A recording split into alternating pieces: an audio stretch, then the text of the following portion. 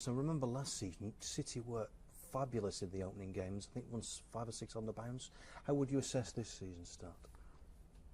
I would say the same. I think we started well, but I think we just had to win the game against Everton. But if you see everything what happened in the game, going down with 10 men, I think it was good to have a draw. But I think personally, we deserved the victory. Didn't happen, but the way we played was good. I think we should score a little bit more, but we didn't. I think the opponent didn't create a lot of chances in both games, so I think from that point it's very good. A lot of people have you down as title favourites this season. How much pressure does that put you and the rest of the players under? Same as every season, because every year we're the favourites. I think last year when we were the favourites, I think even the first year I was here, they were talking about being favourites. So it will always be. I think we have 6 favourites every time. So if one wins, the other 5 failed in one in a word to say. So I guess it's very difficult. And at Chelsea, Liverpool, United, Tottenham, Arsenal, they will say the same if they don't win as us. So they want to win the title, we don't want to win the title. So it makes a good competition in the end for all of us. But in terms of the money that's been invested, have you got to win something this season? We're trying, but I think everybody invests a lot. We invested a lot of money. I think on 6-7 players. I think United did a little bit less money for 3 players, so maybe they spend on average more money than us. Other teams like Tottenham didn't really spend. Maybe there's something to do with the stadium, I don't know. That's their thing, but we had a lot of players released, so we needed players to come back, otherwise we didn't have a squad to play. So there's a project going on. I think if everybody looks at the big picture, everybody sees that a lot of old players were released and that they bought, I would say, almost only players who are like 23 or under. So it's a new team. It's a new project, so obviously it takes time and it takes money. In terms of the way the season's evolving, we know the draw now for the League Cup. You've got the Champions League draw coming up later today. Do you get a sense now that things are going to get really busy in the next few weeks? Yeah, I think after the national team it starts again. You know, going to play every 3 days, and then it really starts. Now it's like a little building up where you just play once a week. So and after it just goes. Yeah, if you play good until April or May with double games almost every week, so then it flies by. Everybody looks at the Champions League, and again everybody looks at City, and everybody looks at Pep's record. How excited are you at the prospect of playing in Europe again this season? I think it's very important. I think it's probably the biggest cup for club teams to win, and I think. Everybody wants to compare himself in the biggest league. I think it's very, very good for England that we have 5 teams now. So it's also like everybody's a little bit on the same schedule, the same level. So it can make it also very exciting for the Premier League afterwards.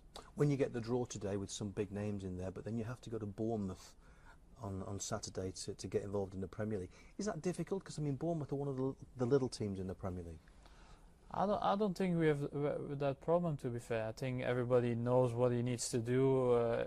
Everybody prefers to play Champions League for 80,000-90,000 people and then to play somewhere for 20. But in the end, it's a Premier League game. It's not a friendly, so everybody knows what they have to do. We're professionals. We're paid like professionals, so you need to win that game, whatever the task is, and I think everybody's prepared to do that. I have that feeling. Do you get a sense that you are the big spending Man City team coming into town, and that maybe teams like Bournemouth will just raise their game? I think no matter who we play, they try to raise their game. I don't think we're coming in as big spending. I think nobody of the players care how much City are spending or how much they're paying. If you're on the field, doesn't matter. The check you get at the end of the month, that stays the same anyway. So we just have to do our duty as a football player to show that the reason why we get maybe paid more, why they pay more money for us, to show that we trying to be better than the other people. What about your own personal performances? Last season, your pass completion rate, your attempts on goal rate were terrific. What's Pep said to you close season about what he wants from you this season? To do as much as possible. There's not even one thing that he really says in that aspect. I just try to have a good pre-season. It was a long time that I have a decent pre-season, so I think I look sharp, I look fresh, so I just try to do my thing. I know people are taking a closer look at me, at the players in the midfield, the strikers, so, but it doesn't matter. We need to win our games no matter what happens. And come May, if there's one trophy that if I could offer you the chance to win one of those 4 that you're in for, which one do you want to win this season? Champions League, always.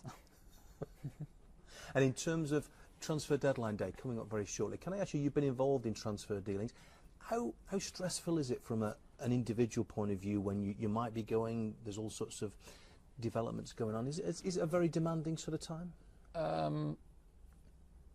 It can be. It depends how it goes. You can have a transfer who goes in 24 hours, or I had a transfer for 3 months. So, and then I was in Germany where every training was open, so every time the press was there, and then I've been told that I was allowed to go, and then the next day I came in and it wasn't going. So in the end, you're like a little bit stressed because you don't know what's going to happen. You want to go, but it's not allowed. Or I think if a player has a feeling that he really wants to go, and even I think the players know if the team will let them go in the end or not. But obviously, every team tries to do whatever they have to do to get as much money, and also that everybody's very friendly when you come in. But if you have to leave, it's always more difficult because in the end it's a business. But it's a business for everybody. Everybody wants to have the best deal. And you have always 3 parties, and to find all 3 parties very happy is a difficult one. So that can take time. And is it difficult to weigh up not just the football side of things, but the family side, the schools for the kids, and where you're going to live? Is that all got to be taken into consideration? I think that's what I did. My wife now was pregnant at the time, so we wanted to move to raise a kid. I think it was better to live here, to have like a transfer where I thought I could be here for many years and maybe not stay in Germany for a year and then move with a little kid. So at the time for me it was the best option to do. Obviously nobody knew that my wife was pregnant at the time, but for me at that point it was the best thing to do. And I think everybody has to consider it for himself more. Some people look more to family than others. Some choose their professional more and the family just follows, but that's everybody for themselves.